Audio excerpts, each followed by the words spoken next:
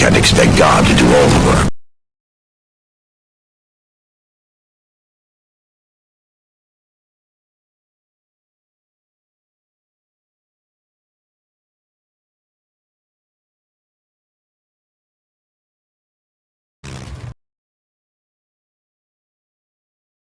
Alright folks, gather round. I've got some good news and some bad news. Did you say good news and glad news? No, I said good news and bad news. Very bad news.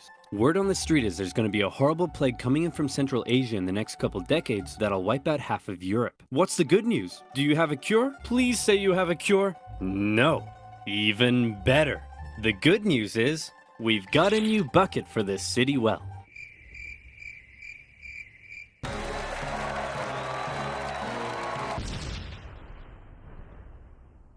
To understand the War of the Bucket, we first need to talk about this guy. He's the man with the plan, the host with the most. He's holy, lowly, he eats ravioli, with the white cassock, matching pellegrina, and the most tasteful of fringed fascias. Come on, y'all know who I'm talking about. It's the Pope, the head of the largest religious organization in the world. But what if I told you he wasn't always the big bad boy powerhouse he's often thought as today? That's right. Throughout history, the papacy often found itself forced to wrestle against adversity and opposition to retain its authority. The earliest popes, for example, suffered under the brutal persecution of the Roman Empire, and many ended up martyred, such as Pope Clement I, who was ostensibly thrown into the sea with an anchor around his neck. On the bright side, however, he's now the patron saint of fishermen. After persecution finally ended, the Pope still found himself being heavily controlled by secular kings and nobility. For over 2 centuries, the Byzantine emperor basically decided who could become Pope. Then came a real low point, during what has been called the Dark Age, a period where noblewomen controlled the Pope through, how should I put this? Feminine charm. It was around here that one infamous Pope, John XII, took office. This bad boy would hold, how should I put this? Naughty no-clothes parties in the Lateran Palace. And apparently, this would even happen. Come on, Zeus, give me a 6. Did I say Zeus? I meant Thor. Ra, the Egyptian sun god? Dang it, who is it we worship? Perhaps you should read this, Your Holiness. In the beginning, God created the heavens and the earth? Wow, this is wild! Pope John XII eventually died exactly how he lived, caught in the act by an irate husband who picked the Pope up and chucked him out the window. The point I'm trying to make here is that often the Pope was a very weak and corruptible figure and was regularly used and controlled by secular leaders as a tool to increase their own power and influence. And there was certainly an element of that in the year 800, when the Pope and the Kingdom of the Franks were good BFFs, and King of the Franks, Charlemagne, was like, hey man, being King of the Franks is nice and all, but I want more legitimacy, and also to become the continuation of the Roman Empire. So what say in return for my protection, you crown me Emperor so everyone will respect me more? Sure thing, pal. We'll hold the ceremony tomorrow. Charlemagne, King of the Franks, I hereby crown you Emperor of the West. Oh my goodness. I was not expecting this at all. What a surprise. I simply cannot accept. Oh. Okay then, I guess I'll just put this back over here. Give me that crown! Charlemagne's crowning as emperor was certainly an historic moment, but it also created a bit of an interesting problem. It set the precedent that from here on out, only the Pope could crown an emperor, but the Pope was also very much under the influence and control of Charlemagne. So who really held the power here? The Pope or the Emperor?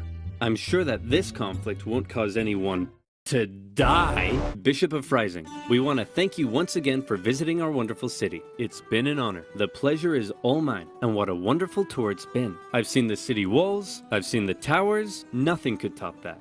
Oh, couldn't it? Because we've saved the best for last. Ta-da! Yes, that's very interesting. Isn't it the greatest thing you've ever seen? Well, I mean, it is just a bucket. Get him out of here! Over time, Charlemagne's position as emperor and the kingdom of the Franks gradually evolved into the Holy Roman Empire. And by now, the Pope and the Emperor weren't such good friends anymore, since neither could agree on who was the boss of who. To make matters worse, the Emperor had taken to investing his own bishops and abbots. What does that mean? Well, allow me to explain. The problem for the Holy Roman Emperor was his empire wasn't really an empire so much as a nightmarish federation made up of hundreds of counties, duchies, bishoprics, and more. The princes in charge of these local regions often didn't give the emperor their loyalty. The German nobility spent a lot of their time rebelling against the emperor, and the emperor spent a lot of his time trying to put down those rebellions. Can we get rid of them?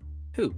All the nobility. Get rid of them and pick new ones who are loyal to me. You can't just remove noble families from their territory. Please? Aw, okay, how about this? Some of those territories are ruled by bishops and abbots, and as Holy Roman Emperor, considered by many to be the deputy of Jesus Christ himself, perhaps you can choose who gets to become bishop and abbot. Yay! Now it's time to turn out the lights and go to sleep. Okay, I love you. Okay, good night. Say it back. And so it was. The emperor invested his own family and loyal followers into powerful church positions, and thereby was able to increase his own power and authority. Not only that, but the emperor and other nobility were also engaging in something called simony. That's when someone would come along and say, hey, I want to become a bishop and get all the personal riches that come with the position. Perhaps we could come to some kind of arrangement. That's right. Church positions were actually being sold to the highest bidder. And let me tell you, they probably didn't come cheap. Minute? This is depravity. The purpose of the church isn't for him to increase his own authority and power. It's for me to increase my own authority and power. What about Jesus, Your Holiness? What? I thought the purpose of the church was to spread the good message of Jesus Christ. How drunk are you? Very.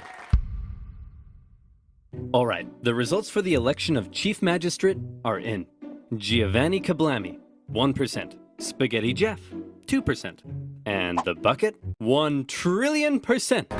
Around the year 1050, a series of reformist popes came along, and they said enough was enough. They wanted to stop the emperor from abusing the church and investing his own church officials. How are you going to stop me so long as I have control over who becomes pope? Remember the circular power division? If you try to stop me, I'll just depose you and pick someone else. Oh no, I've contracted tuberculosis.